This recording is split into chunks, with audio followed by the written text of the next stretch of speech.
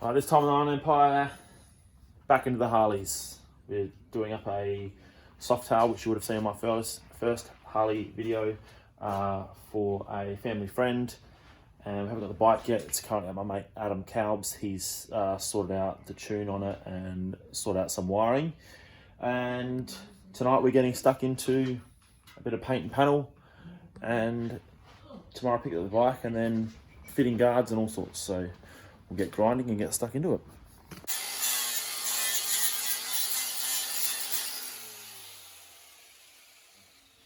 All right, so we're grinding this guard back. It looked fine, but we found two sort of hairline cracks in it, which is cracked the paint. And so we have to dig all that out, which means now putting base coat down, we're gonna hope to Scotch Brite this back and then start doing graphics straight over top, but damage, so straight off the bat, we're behind the 8 ball. So we'll get welding on this, and I guess Mark will get stuck into rubbing that back. Things have escalated quickly. That guard's been widened and it is full of fiberglass filler. So we're at a point where we've either got to commit to fixing this guard or change to another guard, but we've got to have this bike done by the end of the week. So I think we're going to commit, just do all the filler work again, weld up all the holes and hope that it comes out all right.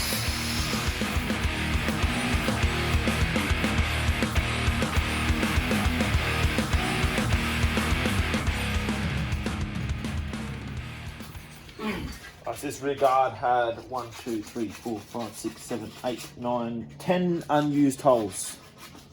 Ridiculous. I have no idea why there's so many. I've welded 10 out, I'm leaving 2. We may have to add maybe 1 or 2 later, depending on what sort of strut system we go along the back here. But I'll rather drill a hole later and get this project well underway than dick around for another day. So I've got this side welded up. I'm going to grind that all back down now. The other side I'm going to weld yet. Mark's over here feathering out some bog work on the front guard. And we can get filler onto that, get that hardening up. And I'm going to start grinding this, and hopefully we can get both guards in filler and maybe a bit of shaping up tonight.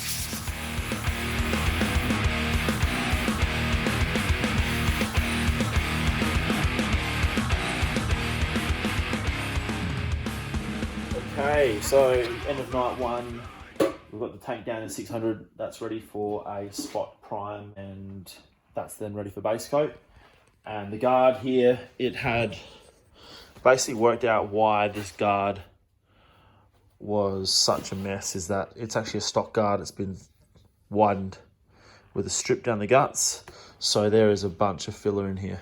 And it's got heaps of reinforcing in it. So it's not the freaking heaviest guard I've ever felt in my life, but it's been finalized a lot with fiberglass filler. And the sides, as you can see, I've welded up the holes. So anyway, I've gone with that option. It's hardening up really nicely. Going to leave that overnight to set. And then after we pick up the bike up in the morning, we'll be doing a bit of work on that. And then fine tuning with obviously normal filler. So that's it for tonight. And then we'll be back into the morning.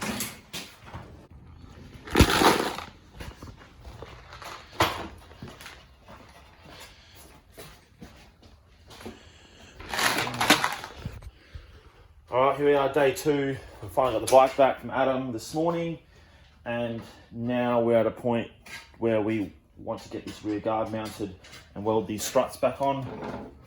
You know, unfortunately, these struts have been cut off, re-welded and cut off again, so they're like a dog's breakfast. So what we figure is probably going to be the easiest way is to mount them somewhat sort of as square as possible, and then we're going to sort of mock it all up back onto these spots they're meant to be. This side we've got to grind off yet, and tack it in place, and then just measure everything, and then yeah, if it's all square and everything, we'll load it up with a nice heavy weld. But this is going to take the weight of another person, so we'll make sure it's pretty burly weld. And once that's all in place, then we can carry on with the bodywork and get it all schmick.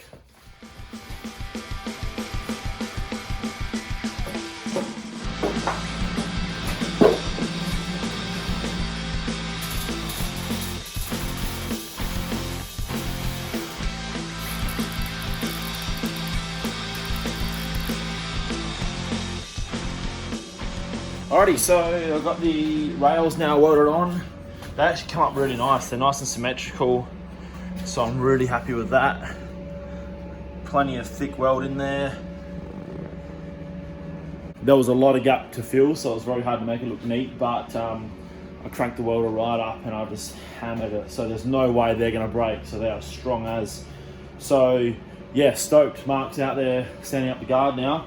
We'll just linish this up. Put a bit of filler in there and then repaint this section and it'll come up looking mint. So while Mark is out there working on the rear guard, getting all the fiberglass filler down, ready for another coat of filler, standard filler, I'm just getting this tank ready. It only needs a spot prime, so anywhere where you've got paint that's basically changed from one layer down to another, you've really got a prime to stop anything. If you were to put any colour down, the thinners in that colour will get in behind and you'll get a fry up. That's where you get your fry up and shrink back areas. You'll always see when someone hasn't done the prep work properly. So just clean down and blow a bit of primer around. And then I've got an accelerator from U-Pole that will get that hard, like real quick, like as in like half an hour we can stand it. More so for crush work, because we're in a bit of a time frame crunch, we'll get that happening. And then hopefully we'll be able to get the front guard and the tank in base coat color today. All right, as you may have noticed, I'm getting some primer ready. Now I'm using MIPA. It's a German product. I've used it before, had reasonable results from it, so I'll run with this. I use all sorts, whatever's going. I usually try and use good quality clear because that makes up for my lack of skill, but I usually use Glazeret. It is a damn sight dearer than a lot of other clears, but like I said, it makes up for my lack of skill with painting. So what I spend extra money on that, I bought that kit like 6 years ago, all these little jobs, and I'm still using it. So whereas a lot of the other clears, I find that I can't get them very nice off the gun. Now this one indicates that it's a 4-to-1, but if you are ever in doubt and you've got some stuff on the shelf, if you check out the you know, what the actual product's called and the code on it, that's usually, like this one's for instance, there's a clear 923155. If you're unsure, type that in and then write data sheet and it will tell you everything you need to know, like mixing ratios, flash off time, coverage and all that sort of stuff. Now this one's actually handy. It come up with different mixing ratios depending on what I'm using it for, but I'm just going to use it just to cover some primer. So I'm hitting up 4-to-1. I'm going to make a very minuscule amount and just dust it on just to cover it up, and we'll need to make up a bigger batch for the rear guard, but we're going to get into that later tonight after all the filler work's done. But for now, we're going to keep chipping away. All right, so I've given this just a light coat of etch primer. There's a few little metal bits showing, and then now with a bit of high fill, give it a couple of dust coats, and then I'll lay a nice thick coat on.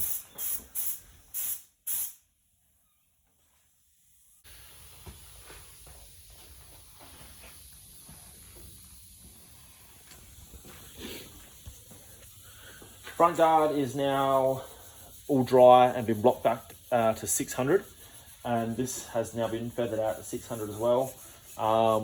One small tip is always remask after you've primed and sanded, because all the dust will fall in there and you'll come unstuck when you're laying paint down. So I've done that, ready to go. Mark's still working on the rear guard. That won't be ready for paint. We'll probably even prime it till at least tomorrow. But for now, we want to get this all in the base coat. So I'm going to clean up the area now and start preparing for paint, get some colour down, and then if we get time, hopefully I might be putting a patch panel in either side and getting the second colour down too.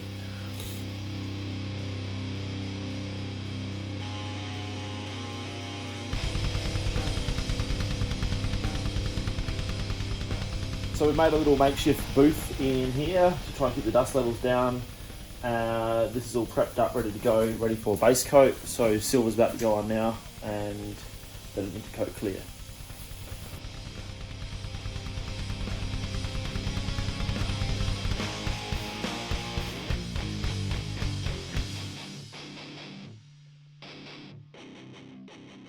We're a couple of days into this project and we're at a point where we've already got the silver down and ended up going with some metal flake.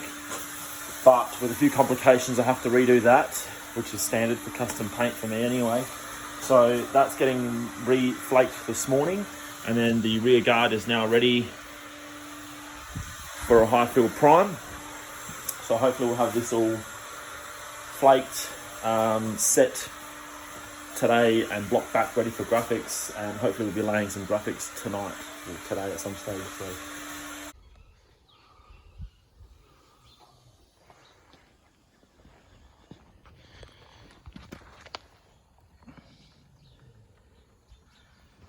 Alright, as you can see, flake's now on, looks awesome in the sun. Rear guard is all primed up, ready for a block, and then we'll get that in silver and flake, and then on with the graphics. But yeah, the second time around it's come out pretty good because we've got way more flake on it now, so it really pops in the sun. So yeah, got a bit of heat in the sun today, so hopefully it will harden up with that accelerator I've got in there. And as for now, we'll start detailing this bike up ready to go. Alright, so as you can see, I've got a real basic patch panel, like a traditional Harley style patch panel, masked into this guard now, and we're going to give this a crack with an Ozito $25 Bunnings airbrush, because that's all that was available. All the paint shops had nothing in stock, so we'll give this a go and see what we can come of it.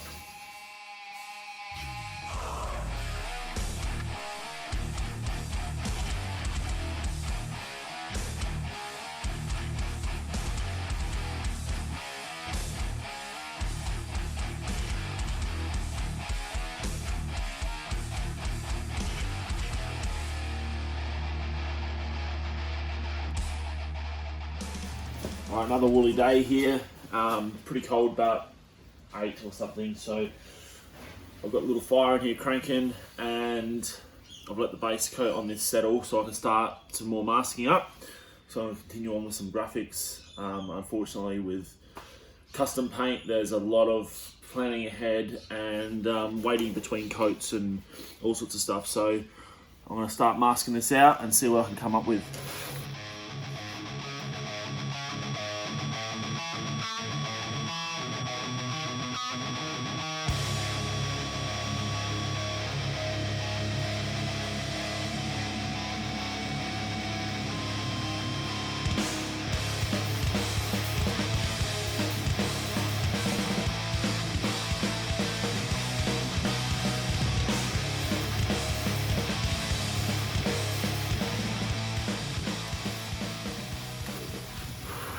Starting to take shape, as you can see. Now I want to drop shadow just where the flames come in, so there's not a hard edge.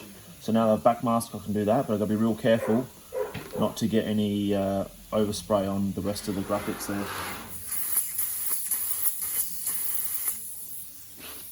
So you want that to look like it's coming in, fading in from nothing. But then I want that to be a nice hard edge like that. So it's coming out all right.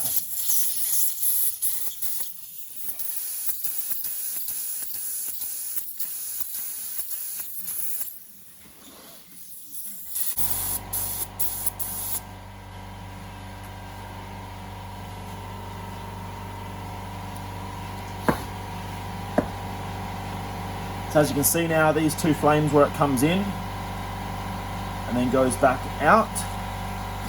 I want fading in. And now when I backmask the rest of it here, it should be what I want. Hopefully, how I planned it.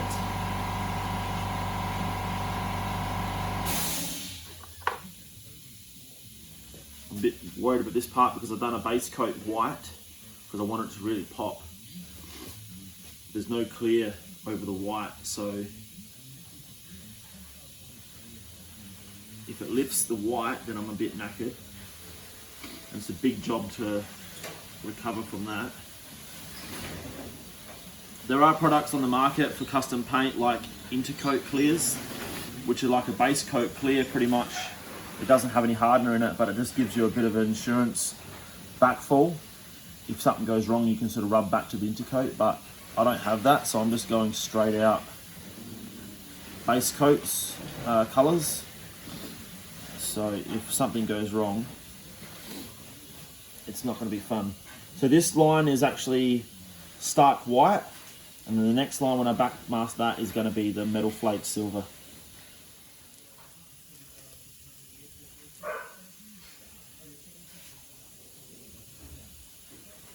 It's actually come out better than I thought it was going to.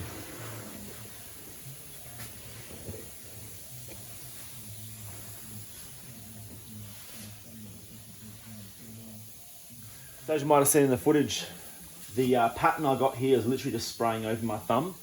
I can't remember where I even learnt that trick, but it just creates sort of a bit of a smoky look. So behind the flames there, you can see a bit of smoke happening. And then, yeah, it's just a matter of playing with different layers and colours. So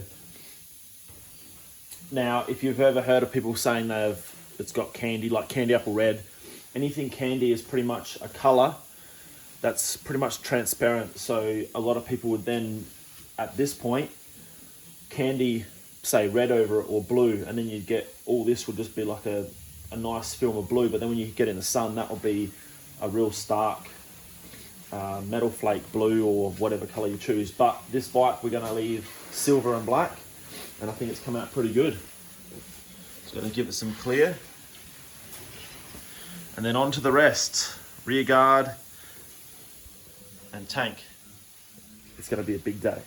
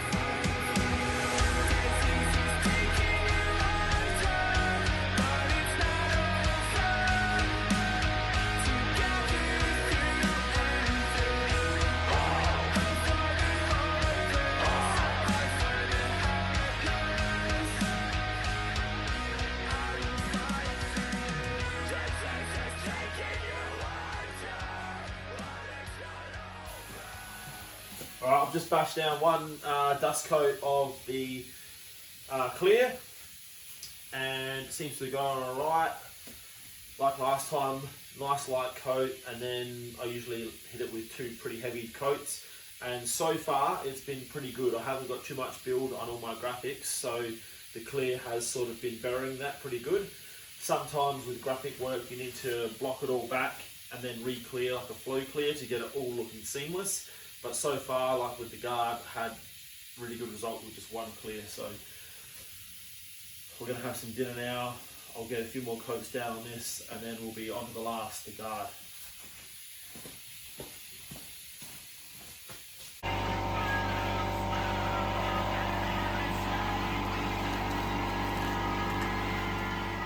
So it's the last day on this bike, and the front guard is the first to be rubbed and polished. So that's been all blocked down with like 2000 cutting compound buff and then swirl remover, and so far it's come out pretty nice. So Mark's over here cleaning every last inch of this bike. So this will go on next because we just want to see something go on. And then onto the tank, which is drying over here. I've got a bit more blocking to do.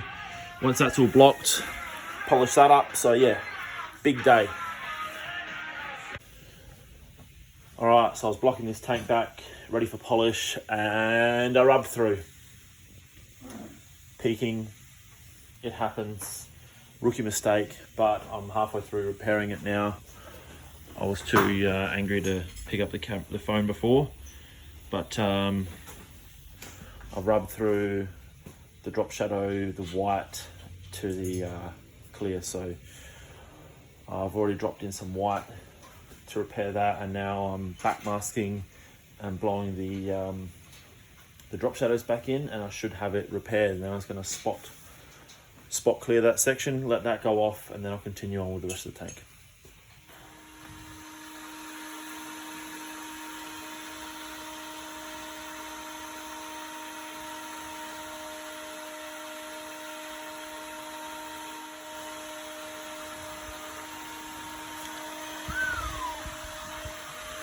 Nailed it.